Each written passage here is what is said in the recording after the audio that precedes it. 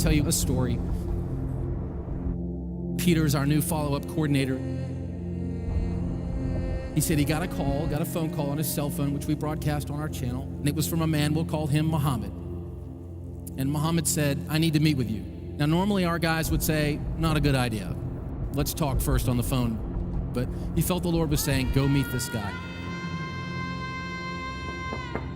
who turned out to be what is called a prince of ISIS, someone that other ISIS members swear allegiance to, that they will die for.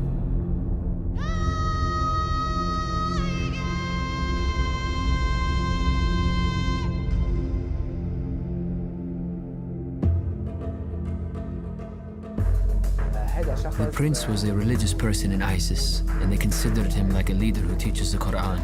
He taught people how to memorize the Quran and urged them to jihad.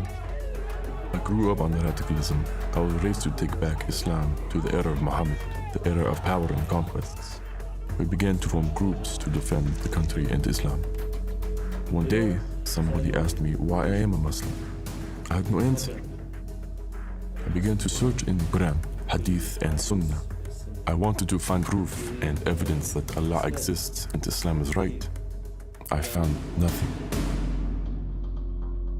The prince heard that I evangelized to Muslims. He got my number and called, saying that he wanted to meet and talk. I had a strange feeling that he was from ISIS and that he might try to kill me. But I had a peace inside that the Lord would protect me, as he had a reason behind this encounter. So I set up an appointment, knowing that he could try to kill me. When I went to Peter, I was scared, but I wanted to search for the truth. So he went and he met with Muhammad, and he said the Lord spoke to him in that moment. He said, be bold with him. I said to him directly, our God is not yours. When I listened to Peter, I felt his words were arrogant. His words had awakened Muhammad, the radical one. Because of my anger, for a moment, I forgot why I came to Peter. I suddenly had one thought. How should I kill him? He boldly proclaimed the gospel to this man, this bearded man. He started crying while I was telling him these words. What made me cry? I don't know. While he was crying, I put my hand on his shoulder and started to pray. He then got up and left me. I felt he was not stable.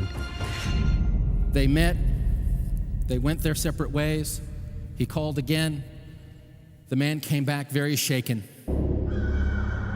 I had a dream. Peter came to me and gave me a white envelope dripping with blood. The blood had a good fragrance like musk or perfume. When I saw the blood, I was scared. Peter said to me, don't be afraid. Then I woke up. Later, Peter told me, without the shedding of blood, there is no forgiveness of sins. The prince asked, what should I do to ask forgiveness? I said, the Lord gave it to you for free. You just need to accept it. And gradually, I began to disciple him. So they came together, and Muhammad said, Peter, I have a confession. I have to tell you that the first time I was going to meet with you, I intended to kill you. And I'm sorry. And he fell on his face and he repented. I began to visit Peter regularly, and I saw love that didn't exist in Islam. He started walking with the Lord right away. He shaved his beard. He changed his whole life. Then he asked to be baptized. Once I got out of the water, I felt a victory and a joy I could not describe. He is conducting a Bible study for 3 Syrian people in his area. The true book, in my opinion, is the Bible. I found the truth in Jesus Christ. And because I have surrendered my life to the Lord, I am certain He will never forsake me.